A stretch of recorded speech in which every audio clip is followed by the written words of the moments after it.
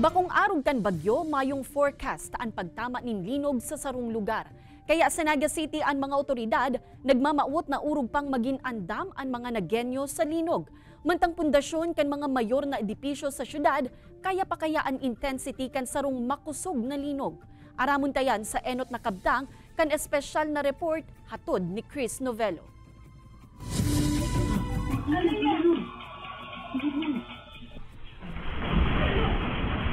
Pirang taon na ang nakakalihis. Sarong prediksyon ang gikan sa mga eksperto na nabilog kung sa pagsasabi na posibleng magtama sa Pilipinas ang makusog na linog na pwede mag-abot ng magnitude 7.2 o labi pa. Inaapod ining The Big One. Greater Manila ang paghihiling na may dakulang huma o pwedeng labing maapektaran uli sa lokasyon kaini sa naharani sa West Valley Fault.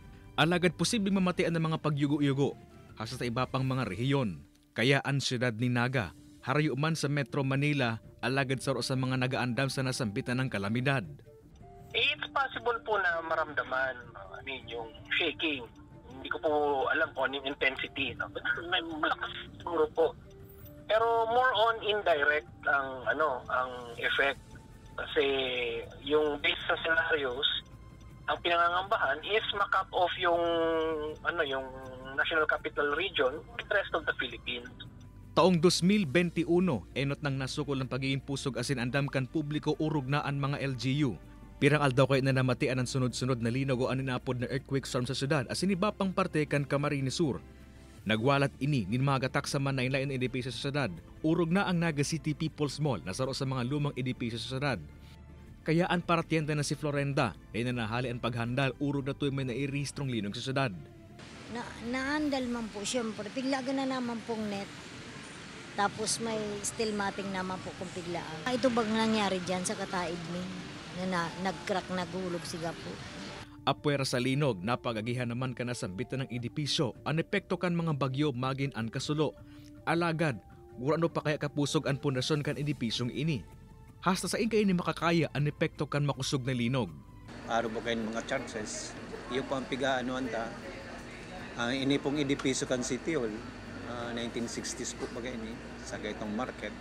Medyo iyon pa ang pigiling tang mga structure na medyo na po duman sa risky duman sa mga kung maabot mga kalamidad lalo na ang earthquake. Sailing mi po kaya pa. Pigsyerto man kang Naga City Engineering Office na mayon dapat na ipaghandal ang publiko sa pagabot sa structural integrity kana sambit na ng merkado publiko. Magin ng mga lumang tulay sa syudad, nag-agi naman sa pag-inspeksyon nganing masyerto ang pundasyon kaini. May mga intervention man po pag kami, may mga rehabilitation kami pigigibo na magpusog po ang mga Pag may nahiling po kaming mga exposure na po kang mga konkreto, saka ka mga bars, pigre-restore immediately po. Apwera sa pagpreparar sa mga edipisyo asin mga estruktura, igwa naman din mga interbensyon na pigsasagibuan mga otoridad sa mga tao nganing mas kisinda, anam asin aram na ang gigibuhon sa mga oras nin emerhensya. Yaon ang regular na earthquake drill asin basic life support.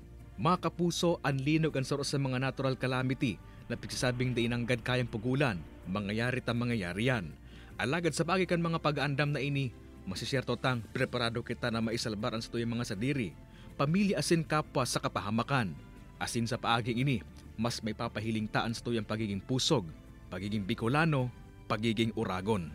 Kay baran si Carlo Abunita asin Jovel Ubiso, Chris Novello, Balitang Bicolandia.